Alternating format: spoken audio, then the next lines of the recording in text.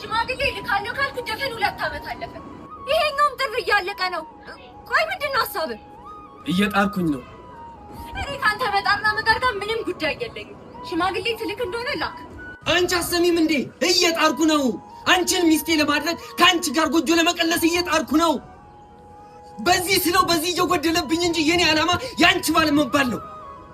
ላንቺ ጥሩ ህይወት ለመስጠት አንቺን የሚመጥን አባወራ ለመሆን እየታገልኩ ነው።